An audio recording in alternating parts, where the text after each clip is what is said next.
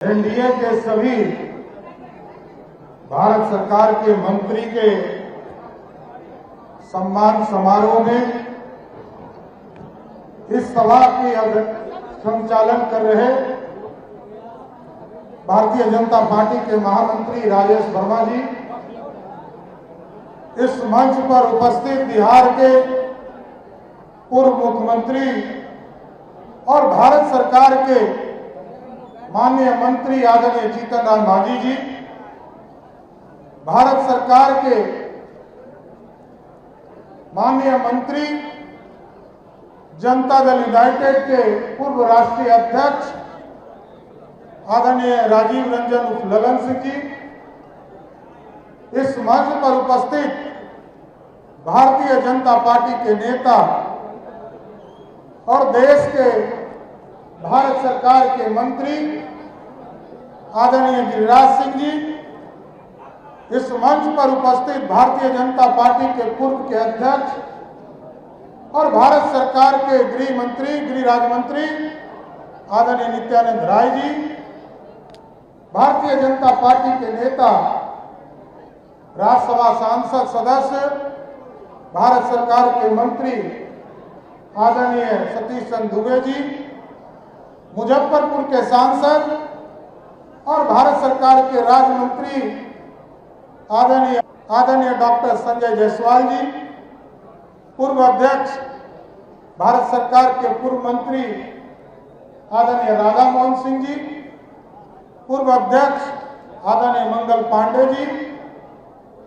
बिहार के लोकप्रिय उप मुख्यमंत्री आदरणीय विजय सिन्हा जी, हम लोगों के वरिष्ठ नेता आदरणीय प्रेम कुमार जी, आदरणीय रेणु देवी जी, पार्टी के और एनडीए के सभी साथीगण और इस मंच के सामने उपस्थित तमाम भाइयों, बुजुर्गों, नौजवान साथियों, छोटे छोटे बच्चों, माताएं, बहनों, आज साथियों, आज हम लोग जो अभिनंदन कर रहे हैं, ठीक कहा मंगल जी ने कि 1952 के बाद पंडित नेहरू मात्र एक बार ऐसे प्रधानमंत्री बने जो लगातार 3 बार देश के प्रधानमंत्री बने।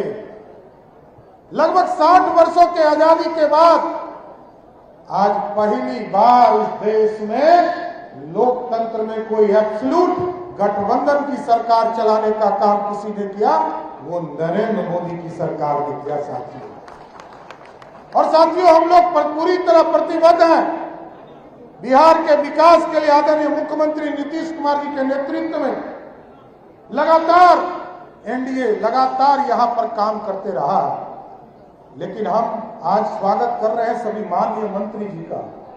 अगले साल हमारा विधानसभा का चुनाव है और सभी लोग मिलकर एनडीए के एक एक साथी मिलकर, चाहे वो भारतीय जनता पार्टी के कार्यकर्ता हो, जनता दल यूनाइटेड के कार्यकर्ता हो, हिंदुस्तानी अवाम मोर्चा के कार्यकर्ता हो या लोक जनशक्ति पार्टी के कार्यकर्ता हो, राष्ट्रीय लोक मोर्चा के कार्यकर्ता हो, सभी लोग ऐसा सामंजस्य बनाना है साथियों, जो 2010 का रिजल्ट था 206 सीट, उसको तोड़ते हुए 2025 को पार करना है साथियों।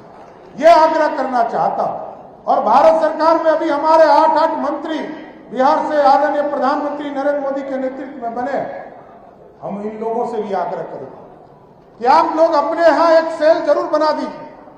बिहार में आदरणीय नीतीश कुमार जी ने जो तय किया है पैरामीटर, जैसे पक्के मकान, मोदी सरकार का भी ऐलान है कि 3 करोड़ पक्के मकान इस देश में देने का काम इस देश के प्रधानमंत्री करेंगे। और बिहार के भी मुख्यमंत्री ने ऐलान कर दिया है कि 31 मार्च 2025 तक बिहार के जितने छूटे हुए गरीब हैं सबको पक्का मकान बिहार और दिल्ली की सरकार देने का काम करेगा। इसलिए आप लोगों का सहयोग चाहिए।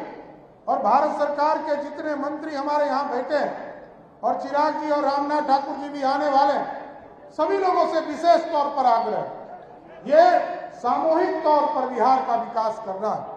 और जितने बचे हुए कार्य हैं, एक्सप्रेसवे हो, हॉस्पिटल का काम हो, हॉस्पिटल प्रत्येक लोकसभा में बनाने की बात हो, कई काम तो आदरणीय नीतीश कुमार जी के नेतृत्व में हम लोगों ने आगे बढ़ाने का काम किया, लेकिन इस देश को विकसित बनाना, देश समृद्ध होगा तभी संभव होगा जब बिहार समृद्ध होगा, और बिहार तभी समृद्ध होगा जब एनडीए की सरकार फिर से स्थापित होगी। साथियों, दूसरा विकास नहीं कर सकता।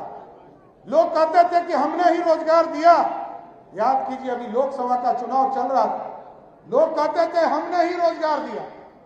उनको ये पता ही नहीं है कि 2005 से लेकर 2020 तक नीतीश कुमार जी के नेतृत्व में आदरणीय सुशील को मोदी जी उस समय उप मुख्यमंत्री हुआ करते थे, लगभग 6.5 लाख लोगों को नौकरी देने का काम किया गया।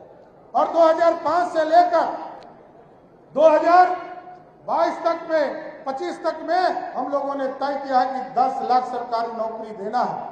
लेकिन अभी नीतीश कुमार जी के साथ बैठक हुआ और नीतीश कुमार जी ने तय कर दिया है अब 10 लाख नौकरी नहीं 12 लाख से अधिक सरकारी नौकरी देने का काम किया जाएगा, रोजगार देने का काम किया जाएगा। साथियों, अभी तक 22 लाख लोगों को रोजगार नीतीश कुमार जी के नेतृत्व में दिया गया और आगे भी हम 11 लाख का टारगेट लेकर चल रहे हैं।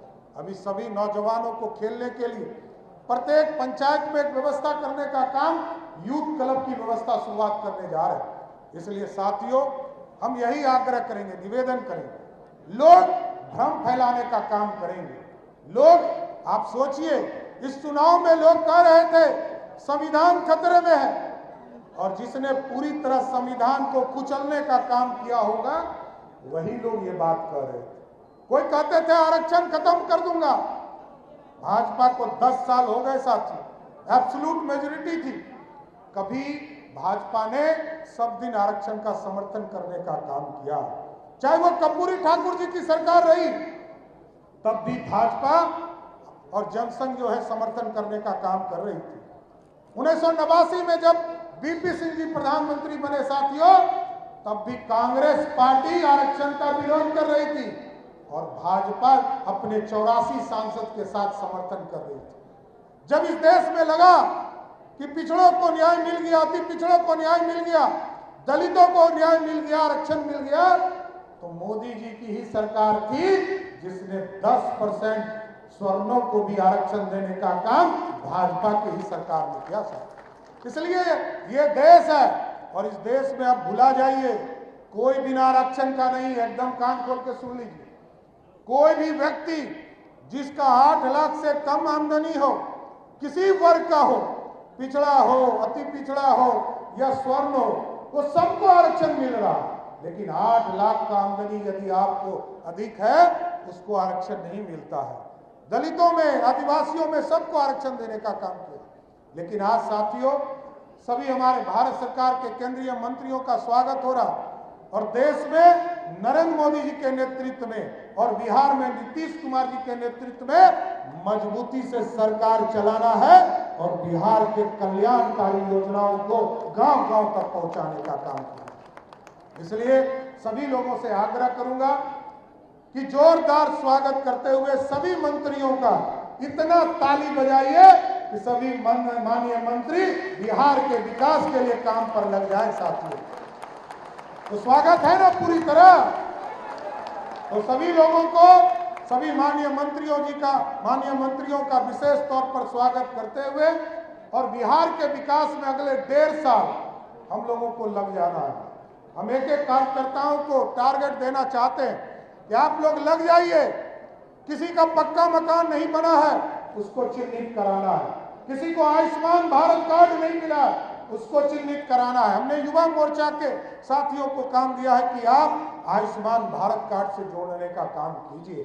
और साथियों, नगर में भी और ग्रामीण में भी जो हमारे पक्के जो नाला बनने हैं, कहीं रोड बनने हैं, उसके लिए भी टारगेट हम लोगों ने किया है।